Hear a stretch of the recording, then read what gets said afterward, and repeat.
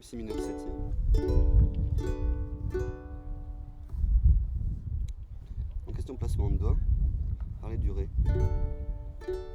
Et on peut le faire aussi comme ça. Et en fait, ça dépend du placement de doigts, ça dépend de ce que vous voulez en faire. Par quel accord vous allez passer. Par exemple, si vous devez faire un mi, pareil, par exemple, là j'ai un ré mineur, mais si je veux pouvoir le monter en mi mineur, en accord, en fait c'est pas mal de le faire plutôt comme ça. C'est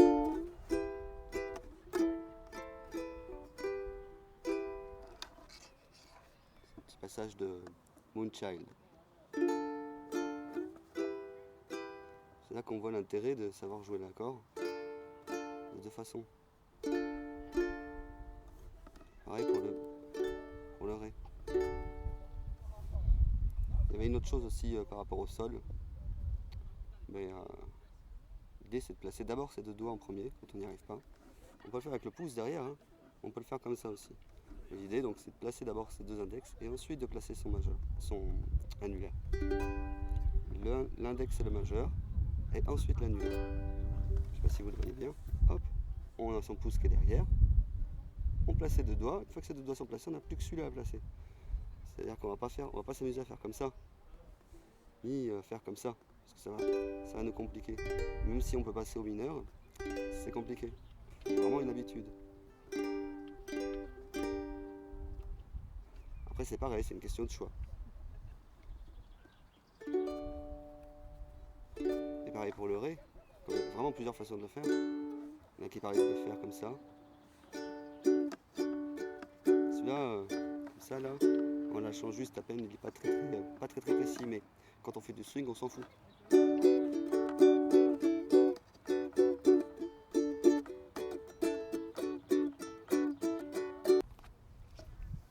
Petite édite sur le placement du doigt, et beaucoup de gens ils se posent des questions, ils se demandent quel doigt je dois mettre sur quelle case. En fait, quand vous voyez un accord sur une tablature, en ton simplifié quoi, juste avec des points, bon, la première ligne où il y a un point, en général, c'est l'index. Hein.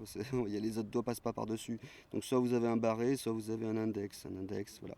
Souvent, c'est la première case de l'accord. Le majeur, en fait, il est souvent à la deuxième. Ça arrive que l'annulaire, lui, soit à la deuxième aussi. Mais en général, il est plutôt à la troisième. Et donc, le petit doigt, l'auriculaire, il sert toujours pour la troisième case, ou plus, ou plus, ou plus. Voilà. J'espère que ça vous aura kiffé, vous aurez compris un petit peu que le positionnement des doigts, c'est vraiment qu'une histoire de première, deuxième, troisième ou quatrième case de l'accord. C'est pas rare, mais ça arrive que l'annulaire remonte, mais c'est tout.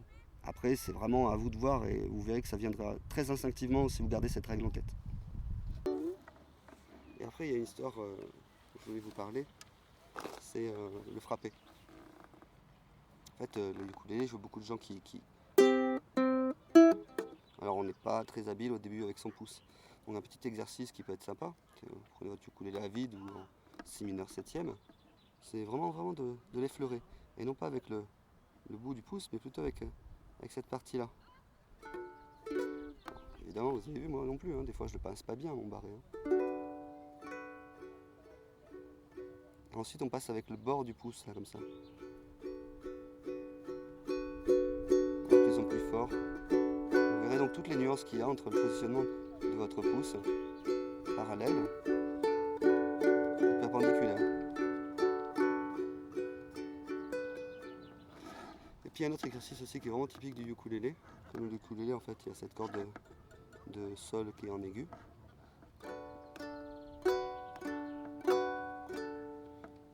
Vous frappez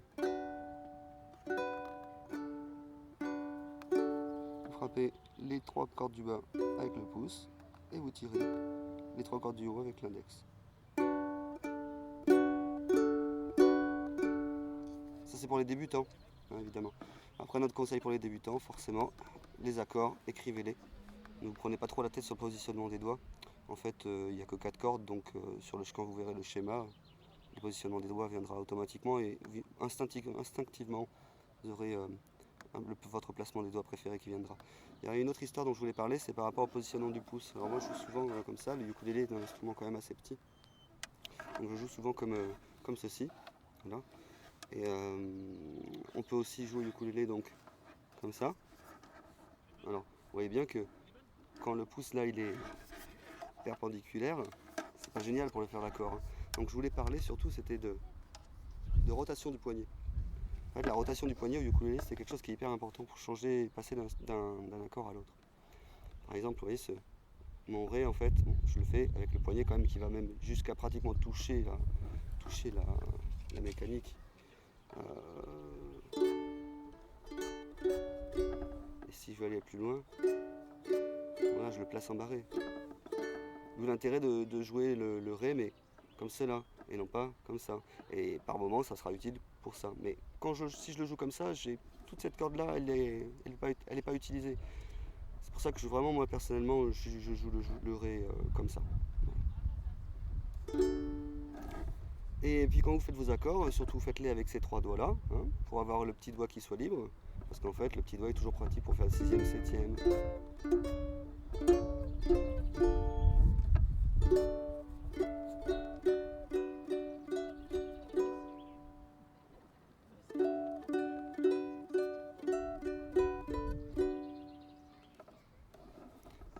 La mobilité du petit doigt viendra au fur et à mesure, mais si vous la forcez pas, elle ne viendra pas. Voilà, c'est vraiment à pratiquer, au fur et à mesure ça vient. Alors, faut surtout pas bloquer, c'est pas donné à tout le monde d'arriver à bouger son petit doigt gauche, mais c'est beaucoup d'entraînement.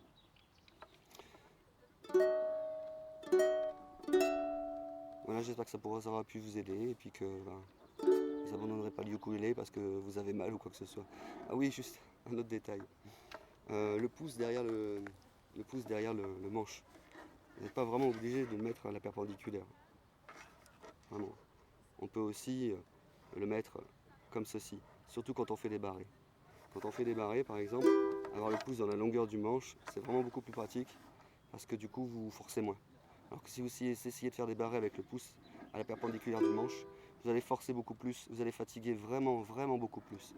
Donc quand vous faites des barrés, essayez un maximum, soit de mettre le pouce dans la longueur du manche, parallèle au manche, et surtout pas perpendiculaire, parce que vraiment, vous allez fatiguer.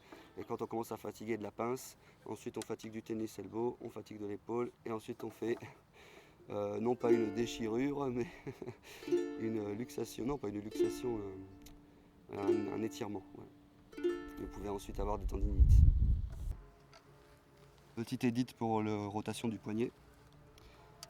Prenez par exemple un exercice comme ça.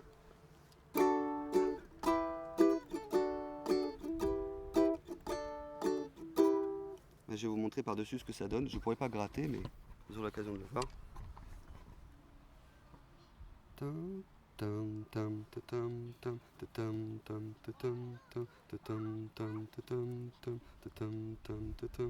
Vous voyez bien, le pouce, ça tourne au niveau du pouce, il y a un pivot, et le poignet, lui, il passe de l'avant vers l'arrière. De l'arrière, de l'avant vers l'arrière. Voilà.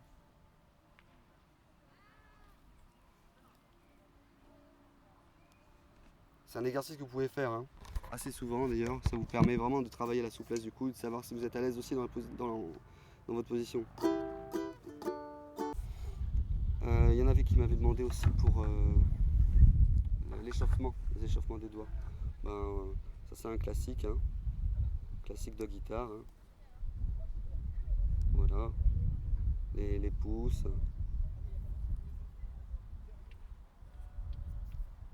Alors, les deux mains, les poignets, parce que évidemment les poignets se tordent dans tous les sens. Voilà, vous pouvez aussi étirer, échauffer aussi les coiffes des épaules pour le plus sensible. En tout cas, bon yuku.